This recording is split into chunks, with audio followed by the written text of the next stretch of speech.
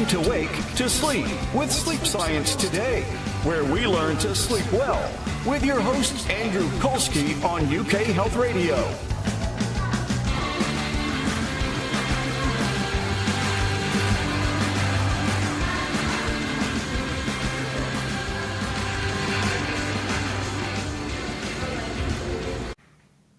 Welcome back to Sleep Science Today. I'm your host, Andrew Colsky. Today we're going to be talking about nightmares and related disorders. We have Dr. Joanne Davis, who is a clinical psychologist that works with sleep disorders, and she even has a book treating postpartum nightmares. So, Dr. Davis, welcome to the show. Thanks. It's actually treating post-trauma nightmares. I'm sorry, treating post-trauma nightmares. So we'll get a chance to talk a little bit more about your book as we get into the show. But, nightmares are something that obviously are very disturbing for people and make them very uncomfortable. And so I really want to be able to explore those today. And before we do that, let me just ask you, how did you get into treating nightmares? Oh, this is a great story. So I was on my postdoctoral fellowship. And it really all came down to one client. So I was not interested in sleep or nightmares prior to that. I was a trauma specialist, and I was treating a young lady who had major depressive disorder, panic disorder, and trouble sleeping. And so we were able, and post-traumatic stress disorder. So we were able to do a treatment that was successful in helping the PTSD symptoms go down, the depression go down, the panic go down. And at the end of the treatment, she was doing pretty well, other than she was still having almost nightly nightmares, and very disturbing nightmares that would wake her up. She had a really hard time getting back to sleep. So I wasn't sure what to do to help her out. And I looked into the literature. And at that time, so this was the late 90s, at the time there was not a whole lot of literature out there, but I found a treatment called Imagery Rehearsal Therapy. And I took that treatment approach and combined it with some techniques from cognitive behavioral therapy for insomnia, because she was having a lot of sleep disruption, and utilized some borrowed from cognitive processing therapy as well. And so I put all of this together in a couple of sessions and tried it out, and it worked really well. So when I saw her a month later, she had no more nightmares. So, wow.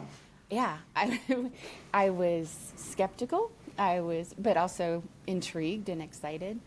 So I moved to Oklahoma to start my job at the University of Tulsa, and decided to see if there was anything to it.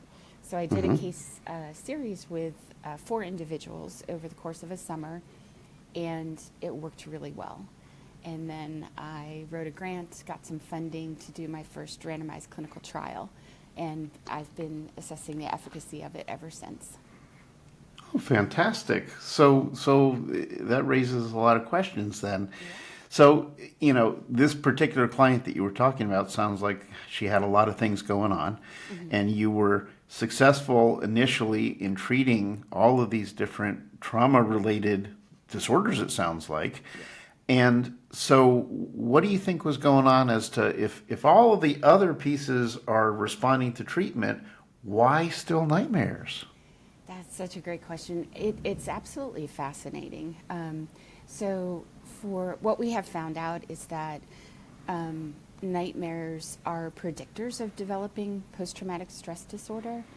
And oftentimes, even with the great treatments we have out there for PTSD, when you're finished with that treatment, oftentimes it's the sleep problems, the insomnia problems, and the nightmares that are considered kind of sticky, and they stick around. So even despite being successfully treated for PTSD, you will oftentimes see that clients still have those sleep-related conditions that hang around. And what we have figured out over time is that for a lot of people, nightmares and insomnia symptoms aren't just part of PTSD. They are actually separate conditions along with PTSD. And so they need to be targeted independently. Wow. Wow. So correct me if I'm wrong here, but PTSD, I'm assuming, probably hangs out around the midbrain. Is that right? I think it's pretty complicated. Lots of different things going on there. Oh, okay. Okay. But so when it comes to nightmares, do we know where those hang out in the brain, or is that also a much more complex answer? I think that's much more complex. I know that we know that they happen primarily, but not totally or exclusively in REM sleep. So during rapid eye movement sleep. And there seems to be some differences between trauma-related nightmares, so nightmares that start after experiencing a major, very stressful event, and then what are called idiopathic nightmares that don't seem to have an etiology, or maybe more of a heterogeneous etiology. So I guess then this is a good time for us to talk about the actual definition of a nightmare, because, excuse me, some people will say, wow, I had a really bad dream last night, right? And then other people will say they had a nightmare. What is the difference, if any, between nightmares and dreams and bad dreams? Can you kind of give us some definitional stuff to work with? Absolutely. So we all have variations of dream experiences. So it's not uncommon to have what we call anxiety dreams. So dreams that are stressful in some way, but won't wake you up. So for me, I have almost every semester, the night before classes start, I will have an anxiety dream where I'm walking into the classroom and have not completed my syllabus. I'm not ready to teach the class. And so I wake up the next day remembering that dream, and probably still feeling a bit of that anxiety. So then we have bad dreams, which are more dysphoric and can cause a lot more distress. However, bad dreams don't wake you up. So again, there'll be dream experiences that you'll remember when you wake up just normally, but the dreams themselves do not wake you up. Okay. And then we have nightmares that are very disturbing. I think we tend to think about them as being fear-based, but they don't have to be fear-based. So they can include feelings of guilt or shame as well. But these are dreams that are going to be so disturbing that they do wake you up. And so you'll wake up, they're well remembered, they produce a lot of distress in the moment and then into the next day as well. We use the acronym DARK with a C, so that they're disturbing, you wake up from them awake, they're well remembered, and they're causing clinically significant distress. Wow. Okay. So let me try and process some of this. So if I had a disturbing, like anxiety-related dream, I may be dreaming about some bad event or something, but it doesn't wake me. And if I had a nightmare, is it possible that I could be thinking about the same type of event that I had in my dream, but it's more severe or something to the point that it wakes me? Yes, absolutely. So there can be similar content.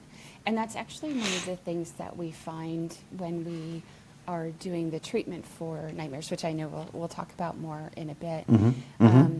But one of the signs of progress is that people may still be having dream mentation about the same type of event, but it's not so disturbing anymore that it wakes you up. And we can talk more about that. Okay. So whether it be a bad dream, whether it be a nightmare, the content of the actual dream or nightmare, is that usually tied to some real event, or can it be something totally off the wall that we don't even know where it came from? Yes, all of that. Yes, all of that. I think when we think about typical dreams, we tend to think of like the dreams with the bizarre timelines, you know, and they may be related to actual things that are going on or tied to emotions that you experience. For example, you know, if you've had a stressful day, you might dream about, your dream might start with, you know, you're at work, you're walking down the hallway, and then all of a sudden you run into your third grade teacher, you know, and then there's your best friend and the dog that you had when you were a kid. So there's a lot of different kinds of images and experiences and storylines that can come together in a dream that don't really make sense. But in some way, I mean, the purpose of dreams is to help us to process experiences, to process emotions. And so what's happening is your brain is kind of connecting experiences you've had during the day with experiences from your long-term memory and connecting it on an emotional level. Wow. Yeah. So I'm going to ask this question. I'm sure the answer is probably we don't know, but why? Why would your brain do so many disjointed things? Yeah, and I think it's to help make meaning of things that you're experiencing during the day by being able to connect it with long-term memories. So it gives it like a space. It gives it like a home in your brain. And the thing that we see with nightmares is that we think it's the brain trying to process a really distressing, really disturbing event that you've experienced. And it's like trying to make that connection. But what happens is that you wake up in the middle of the process, and so it doesn't get to complete. And so people who have nightmares, especially related to traumatic experiences, they get stuck in a loop. So their brain is trying to help them to process the information about the trauma, just like it does during the day with intrusive thoughts and memories, and for some people flashbacks. Like it's trying to present this information to you so that you can work with it and recover from it.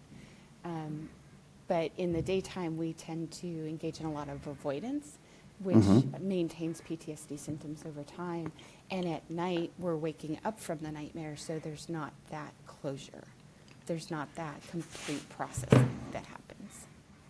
So then nightmares versus a bad dream, for example, are these things that I can expect to experience maybe, you know, okay, last night I had a really bad dream, but then that was it? Or is it something like I'm going to be haunted by this same bad dream or a nightmare? Like, is one different than the other? How does that work?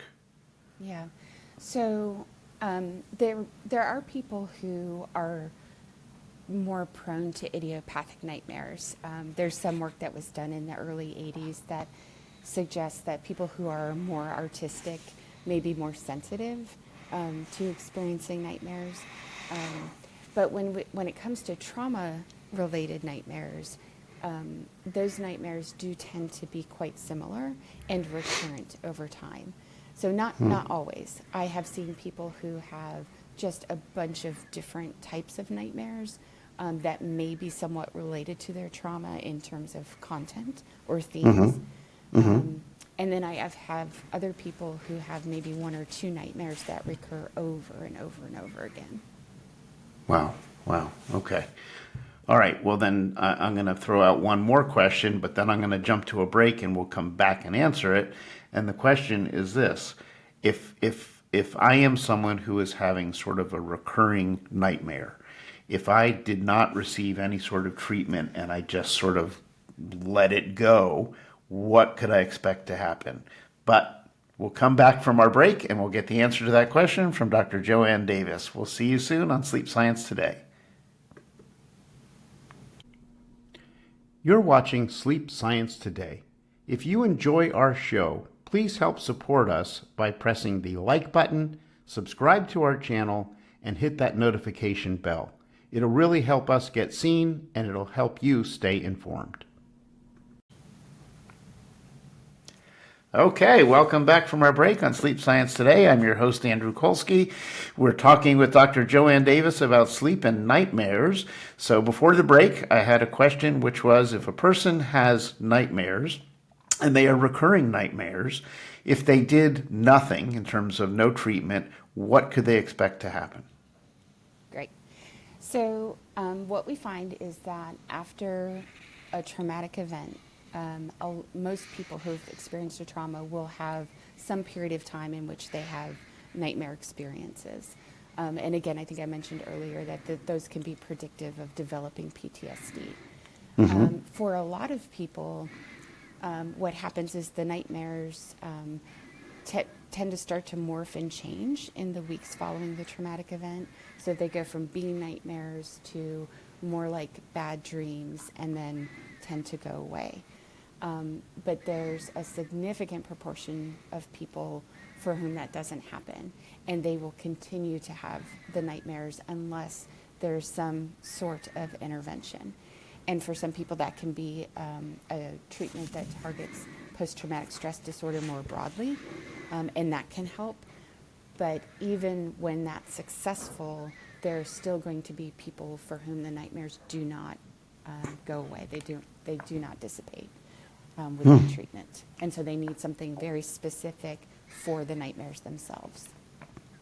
So is there some sort of, story out there, like a Guinness Book of Records or something for someone who had the most repetitive nights of nightmares?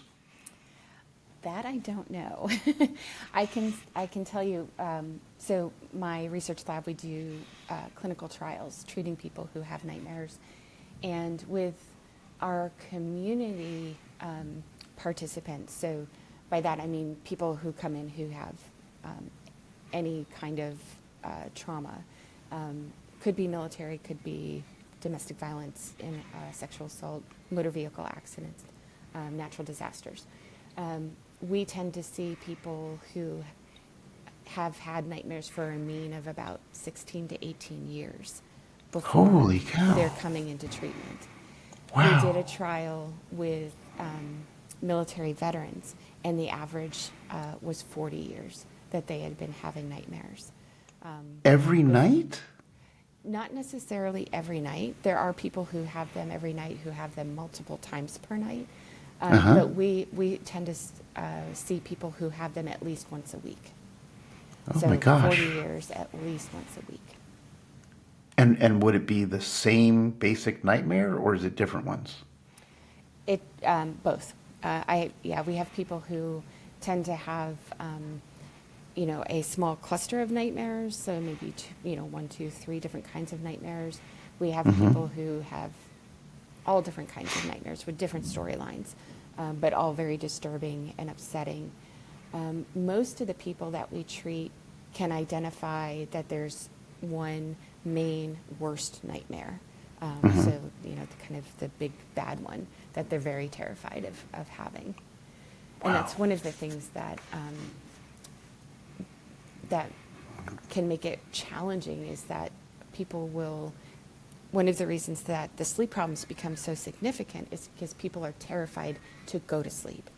And Right. so they will actively do things to try to avoid sleep or to fall asleep very, very quickly so that they don't have time to experience that fear of sleep and to worry about the fact, about having another nightmare. Wow. Okay, so just for my own clarification, then, we've made it clear that nightmares wake you up in the middle of the night, but some people can have a bad dream where they don't wake up.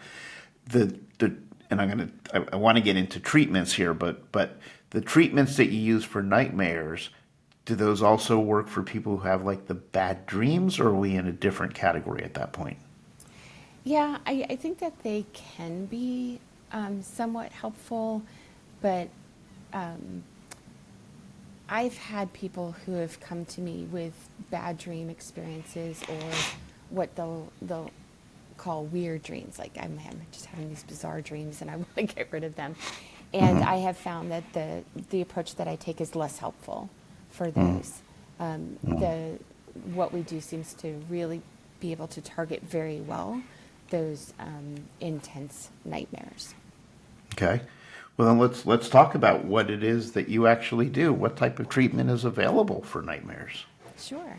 So there's a number of different treatment protocols currently being utilized. I am most familiar with imagery rehearsal therapy and the one that I developed, which is called exposure, relaxation, and rescripting therapy. We're working right now with a group that has combined different treatment protocols and brought together a bunch of experts across the country who work with nightmares and sleep disorders. And we've come up with a consensus manual, so to try to simplify the research that's out there, because it's hard to know, which treatments may be more helpful when they're all different or they use the same name, but under the same name they have different protocols. So the approach that we take is basically it's psychoeducation, relaxation, sleep habit modification. We do a written exposure to the nightmare, and then we use a process that we call rescripting. So we have an individual create a different narrative for the nightmare. Okay. So, so this process, let me start by asking this. The treatment process itself that you just described, if somebody comes into you for treatment, about how much time would it take from beginning to the ending of the treatment? About 5 sessions. Oh, So 5 okay. sessions that are about 50, 60 minutes long. And that's like protocol was 3 sessions, 3 90-minute sessions. But that was a lot. Right. So we kind of stretched it out a little bit. But yeah, we've been very successful doing the 5-session protocol. So it's just over a month. Okay, and so it's like once a week, basically. Once a week, yeah. And is there homework in between? Oh, yes. So, as with most cognitive behavioral approaches, there are practice assignments that we ask people to complete in between each session. And that's a big part of the treatment, too. You have to be really actively engaged and willing to do all of the different components to be successful. And in terms of success, in your experience with the work that you've done, is there a rough percentage of people that are successful and then some that have more trouble, or what's the breakdown? So I would say that I think one of maybe the first RCT we did at the 1 month follow-up, I think we had 84% who had not had a nightmare the previous week. And again, these are people who have, when they came to us, they had nightmares at least once a week, and oftentimes much more. It's not a panacea, it doesn't work for absolutely everybody, but we have found that for the vast majority of people, they will experience a reduction in the frequency of the nightmares, in the intensity of the nightmares, and then usually a reduction in PTSD and depressive symptoms as well. Wow, okay. So just for more clarification again, for the treatment that you described, it sounds like there's no pills or medication, no invasive type of surgeries or anything. Am I getting that right? You're getting that right. And we don't have a sleep clinic, so people are not coming and staying overnight. All of the treatment that we do is either virtual or in person, and it's like a regular therapy session. Okay. So if someone comes in and they go through the treatment regimen and they are one of the few who don't respond, are there other options available to them? So I would definitely think about potential comorbid conditions that could be playing a role. So it could be that there are other sleep disorders that may be also disrupting sleep, that is interfering with their ability to get better. They may have comorbid depression, anxiety, PTSD that also need to be addressed. So yeah, I would definitely look at any of the comorbid conditions. I know that there's been work on different kinds of medications for people who experience nightmares. The most prevalent one being prazosin, but there have been a lot of different findings in the research about how effective that is. So that's so there are possibilities out there, but I think as with insomnia, with CBTI being a first-line treatment, I think that I don't know that recommendation has been made for CBTN to be a first-line treatment, but it wouldn't surprise me if the guidelines came out that way. Okay, so excuse me, I think that excuse me. Okay, so let me do some additional clarification here for a second.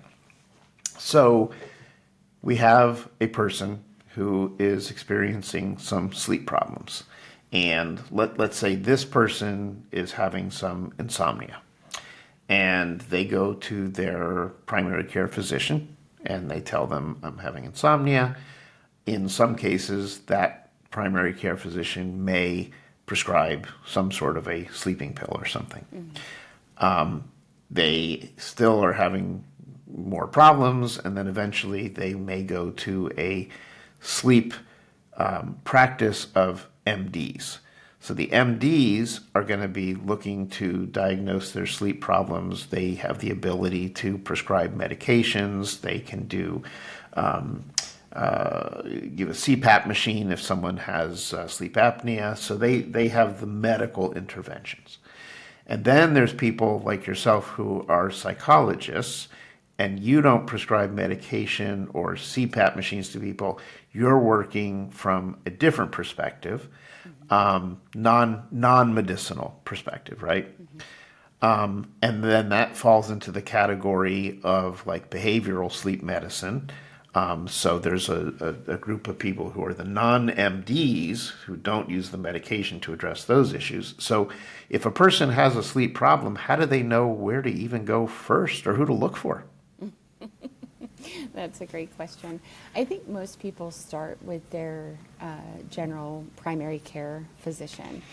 I think one of the problems that we come up against, though, is that while physicians may ask about sleep problems, they don't typically ask specifically about nightmares. And people who are experiencing nightmares often don't disclose that they're having nightmares unless directly asked, because so many people think, this is something that happens to me at night when I'm asleep, and there are no treatments for it. So we definitely have some barriers in terms of getting the word out there about the fact that, one, there are treatments available, and two, they are very efficacious. But yeah, I think most people will start with their primary care person, probably get recommended for a sleep study, and if the sleep clinics and the physicians know about experts in their area, they can recommend make a referral to somebody who can do the nightmare work specifically. But there are not a whole lot of people who are trained in this right now. So yeah, definitely some walls that we need to work on breaking down. Yeah. Well, I think you said it at the beginning, the whole area of sleep is still new, and we're really, people are learning about the fact that there are treatments available for sleep and things that can be done. So, well, this is a great point for us to take our next break. And when we come back, I'd love to be able to learn more about your book, what led to that, what's in it, and maybe talk about some stories of cases you've dealt with. So you're listening to Sleep Science Today. We're talking to Dr. Joanne Davis. We will be back after this break. You're watching Sleep Science Today. If you enjoy our show, please help support us by pressing the like button, subscribe to our channel, and hit that notification bell. It'll really help us get seen, and it'll help you stay informed. All right, welcome back to Sleep Science Today. I'm your host, Andrew Colsky. We're talking with Dr. Joanne Davis. We're talking about nightmares. And Dr. Davis, so you have taken all of your learnings and experience and you've written a book, correct? Yes, I have. Do you have a copy? You can kind of show us what it might look like? Sure, absolutely. Here we go. So, treating post-trauma nightmares. And is this something available for like the layman, or is that written for other professionals? It is written for clinicians, and the book outlines it was published in 2009, so probably needs to be updated. But it reviews the literature on the nightmares, explaining the difference between idiopathic and trauma-related nightmares, and then walks through the treatment approach. So I've laid it all out there, and actually the 3-session protocol is in the appendix of the book. So if people wanted to try that out, it's right there. Wonderful, wonderful. So let me get you to clarify something for the audience here. So you've mentioned a couple times idiopathic nightmares. What are those compared to the run-of-the-mill nightmare? So idiopathic nightmares would be nightmares with no known cause, or differentiated from a nightmare that begins after experiencing a traumatic event.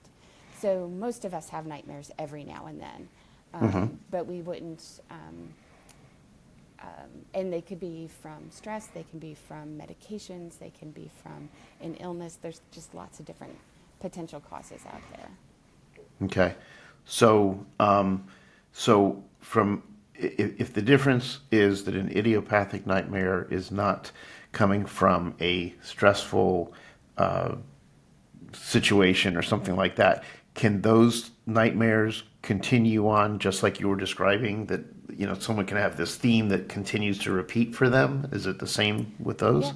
Yeah, they can definitely have similar themes across nightmares. In my experience, people who have idiopathic nightmares, again, they will have them occasionally, but it's not going to be the frequency with which we see the trauma-related nightmares. I see. Okay. So now, also, I know that you've done work, as you said, with veterans and people who have had some pretty rough experiences and exposure to some things that are probably pretty shocking. In terms of the people who have nightmares, is it skewed? More veterans have nightmares than other folks, or it's pretty much even across the board, or do we even have any data on that? We don't have a lot of good data on that. And I will tell you that when we did our study with military veterans, although all of them had military traumas, so things that happened while they were in the military, about 50% of them, the nightmares were about childhood abuse, not anything that happened in the military. Yeah. Wow. Which is really interesting. Yeah, it's also sad. Yes. Okay, so let's do this then. Let's talk a little bit about some of the actual types of cases and things. You shared with us at the beginning of the show one particular case that got you interested in dealing with nightmares. So now that you've been working with folks with nightmares, what would you say is one of the most interesting stories? And of course, we don't want to reveal any names or identities, but just the general story. Sure. So one of the ones that sticks out to me was an individual who came into one of our research trials, was in her early 40s and had an experience of asexual assault in her teen years, and had been having weekly nightmares, and usually more than just one a week, for years since then. So going on, 25, 30 years of experiencing these nightmares. And I was doing a group treatment at that point, because so this treatment can be done individually or in a group setting, and we were doing it in a group setting. And we had gotten to the point where she was writing out her nightmare, so doing that exposure piece. And the nightmare involved being chased through the woods and like just feeling this presence behind her. And it was absolutely terrifying for her. And she would wake up very upset, would oftentimes have difficulties even falling back to sleep at night after a nightmare. And so I gave the instructions to do the exposure, and then I usually give people about 10, 15 minutes to write out their nightmare. She had a hard time at the beginning, not wanting to, to write it out and see it right in front of her. And then she wrote it out and just got this very quizzical look on her face and kind of sat back, and she was looking at what she wrote. And I had to wait until everybody else in the group finished. But as soon as they did, I was like, so this is what I noticed when you'd written out your nightmare. What was going on? And she said, I just can't believe that that's the nightmare. Like, this is the thing that has been haunting me for decades.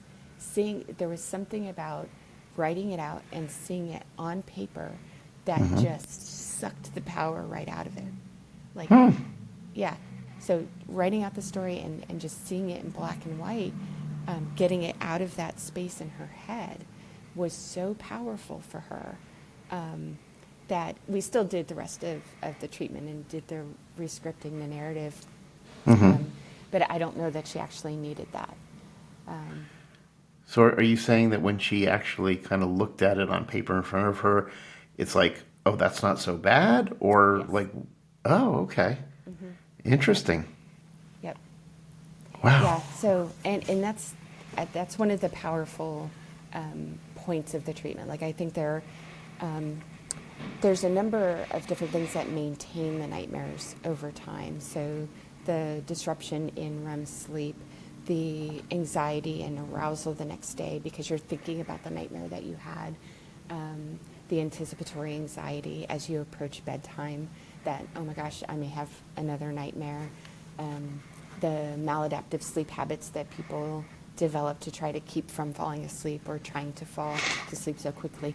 All of those things are like the perpetuating factors, the things that my treatment will target. And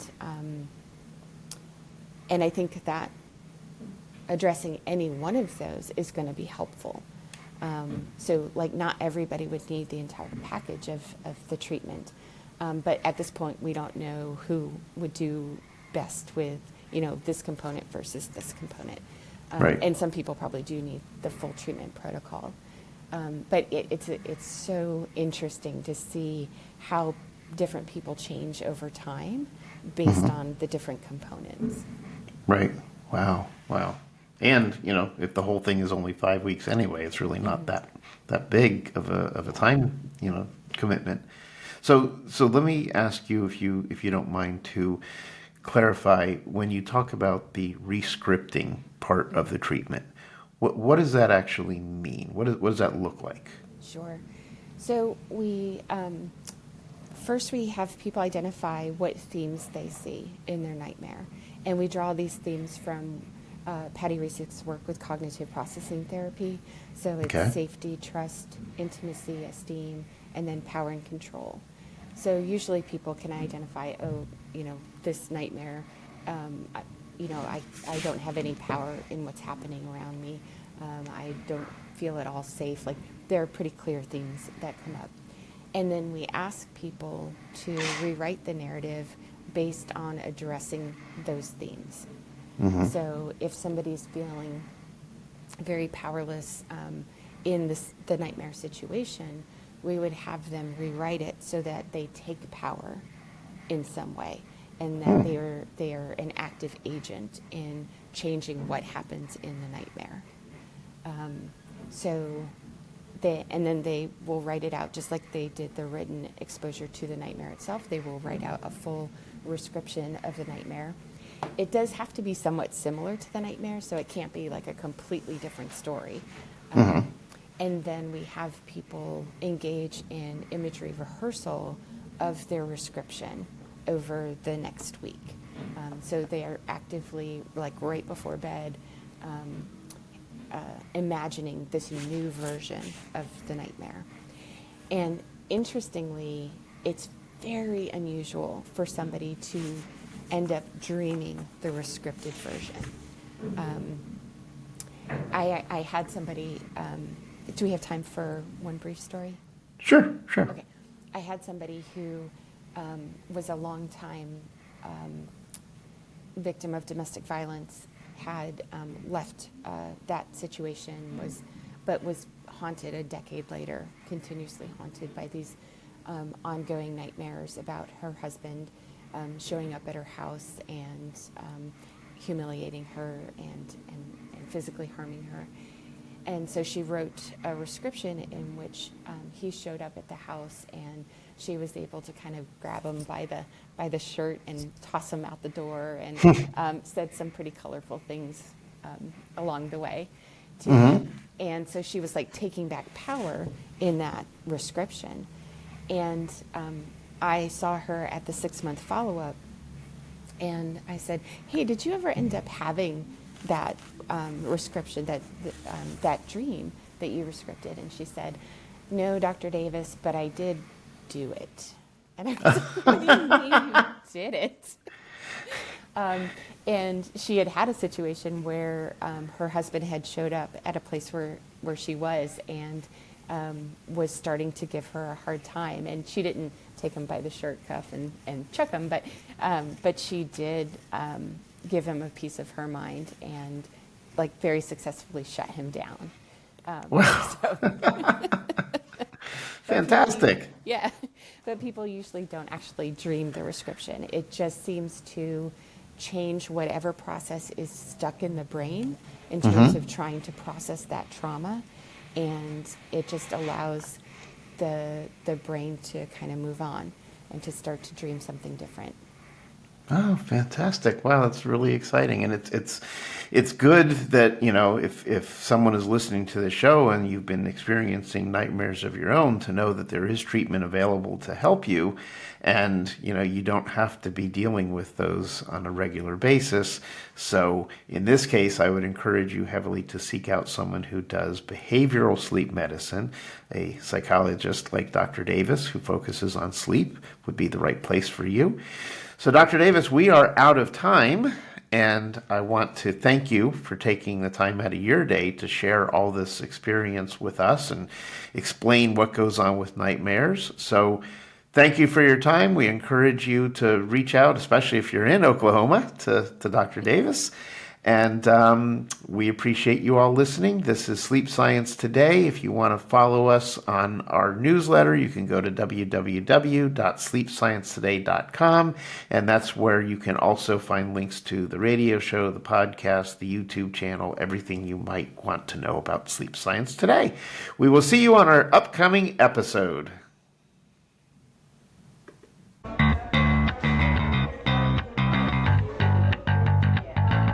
Thank you for listening to Sleep Science Today and learning how to sleep better with your host, Andrew Colsky, on UK Health Radio.